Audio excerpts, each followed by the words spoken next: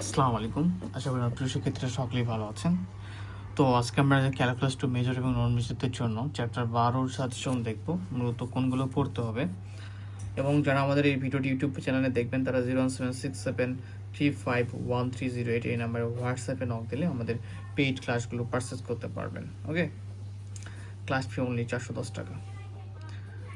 আচ্ছা, তো এখন বলি যে ডেল গ্রেডিয়েন্ট ডাইভারজেন্স এবং কার্ল এই চ্যাপ্টারটা মোস্ট একটা ইম্পর্টেন্ট চ্যাপ্টার, যেখান থেকে মেজর এবং নন মেজরদের মিনিমাম 10 মার্ক, এবং যদি আমরা আরও একটু বেশি ধরার ট্রাই করি সেটা দেখা যায় যে 14 মার্ক পর্যন্ত কমন আসে। কবে আগেও দু একটা প্রশ্ন থাকে। তো আমরা এই চ্যাপ্টারটাকে বেসিকটাকে স্ট্রং করে পড়ার চেষ্টা করব। যেমন আমি এখানে যদি একটা দেখার চেষ্টা করি যে প্রথমতই যেমন এখানে স্কেলার ফাংশন, গ্রেডিয়েন্ট ভেক্টর, এরপরে ডাইভারজেন্স এখানে দেওয়া আছে কি কারণ, তো এইভাবে ক্লিয়ার থাকতে হবে। কেননা এই 22 সালে নন মেজর, রাইট, চেক করে নেই। হ্যাঁ, 22 সালে নন মেজরদের প্রশ্ন আসে যে এই যে গ্রেডিয়েন্ট ডাইভারজেন্স কার্লের সংজ্ঞা দাও। তো সংজ্ঞাগুলো তোমাদের মুখস্থ থাকাটাও জরুরি। দেখা যাচ্ছে 3টা সংজ্ঞা মিলে খ বিভাগের একটা প্রশ্ন হয়ে গেছে। তাহলে কি তোমাদের যেহেতু 22 সালে এটা আসছিল, সো পড়তে হবে যে স্কেলার ফাংশন, গ্রেডিয়েন্ট এইগুলোর সংজ্ঞা কি, তারপর ডাইভারজেন্স এবং হচ্ছে কার্লের সংজ্ঞা কি। ঠিক আছে, পাশাপাশি মেজররাও পড়ে নিবা সংজ্ঞাগুলো। এখন আসি পরবর্তী যে প্রশ্নটা আমাদের পড়তে হবে।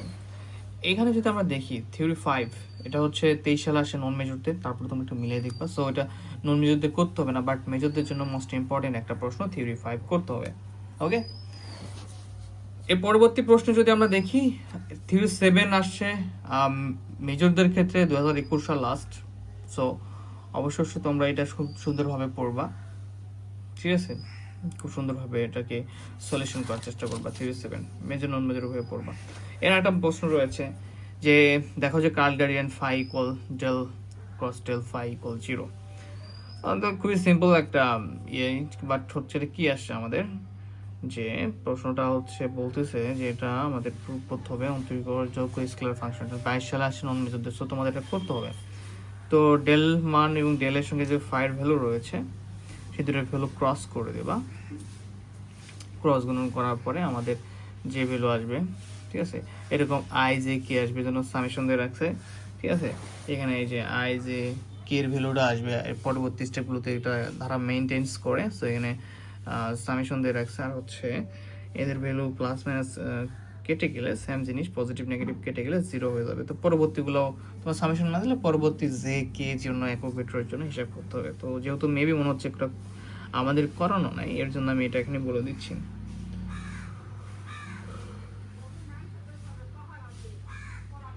আচ্ছা, আমরা পরবর্তীটা দেখার চেষ্টা করি।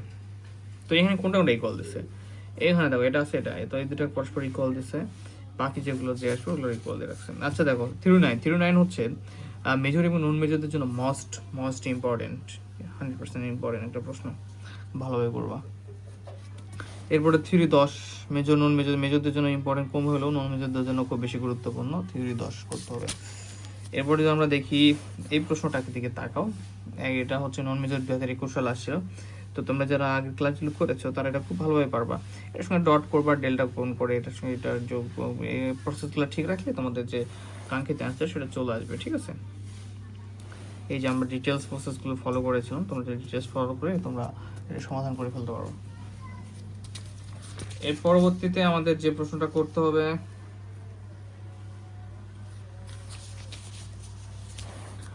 উদ্যোক্তি 13, এটা মেজরদের করতে হবে না, মেজরদের আসছিল 23 সালে। তোমাদের নন মেজর যাদের রয়েছে নন মেজরদের জন্য মোস্ট ইম্পর্টেন্ট লাস্ট 22 সালে আসছে, খুব বেশি গুরুত্বপূর্ণ প্রশ্ন থিওরি 13। থিওরিগুলো শেষ।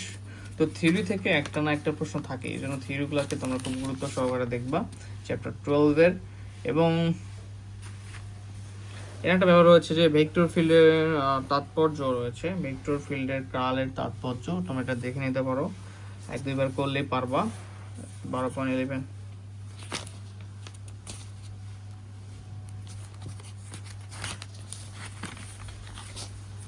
এরপরে হচ্ছে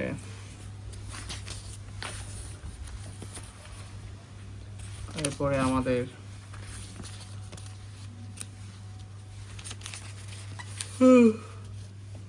সরি, এরপর আমাদের এখানে এক্সাম্পল 30 খুব গুরুত্বপূর্ণ একটা প্রশ্ন, 21 এবং নন মেজরদের 22 সালে আসছে, সো মোস্ট ইম্পর্টেন্ট একটা প্রশ্ন এক্সাম্পল 30।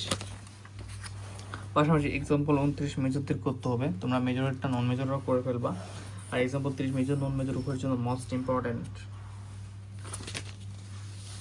32 সেখানে 2 নাম্বারটা খুব বেশি গুরুত্বপূর্ণ মেজরদের জন্য এবং নন মেজরদের জন্য, এবং এই পার্টটুকু এসেছে আবার নন মেজরদের।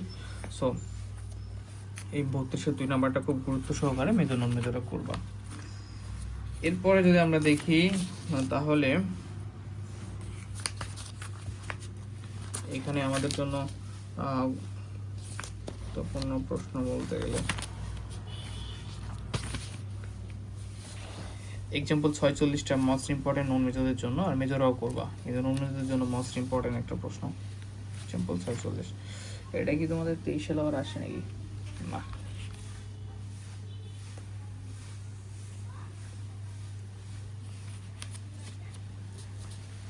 এখানে যদি আমরা দেখি এক্সাম্পল 48 মোস্ট ইম্পর্টেন্ট একটা প্রশ্ন এক্সাম্পল 48 মেজর এবং নন মেজরদের জন্য, মেজরদের জন্য বেশি গুরুত্বপূর্ণ, নন মেজর রক করবো অবশ্যই। তারপরে যদি আমরা দেখি এখানে এক্সাম্পল 49 করতে হবে, তারপরে এটা হচ্ছে মেজর নন মেজর উভয়ের জন্য গুরুত্বপূর্ণ এক্সাম্পল 49। এরপর যদি আমরা দেখি এক্সাম্পল 50 নন মেজরদের 22 সালে আসছিল, সো এটা মেজর নন মেজর উভয় করবা। তো যারা এখন দ্বিতীয় বর্ষে পড়তেছে তাদের বেসিক মোটামুটি ক্লিয়ার থাকে, এর জন্য এগুলো যেগুলো দু একটা প্রশ্ন হোমওয়ার্ক আছে নিজেরা ট্রাই করবা, ঠিক আছে? সব প্রশ্ন আমার উপর ডিপেন্ড করলে হবে না। এক্সাম্পল 51 হচ্ছে এটা খুব গুরুত্বপূর্ণ একটা প্রশ্ন। তো এই ছিল, আর ক বিভাগেরগুলো পড়ে নেবে যেগুলো সালে আসছে, যেমন 12.8, 12.9, 12.14, 12.16, 12.17, 12.23, 12.24, 12.25, 12.29, 12.30, সরি 12.32, 12.40, 12.42 করে ফেলবা, ঠিক আছে? 12.44, তারপর হচ্ছে 12.46, 12.47, 12.51।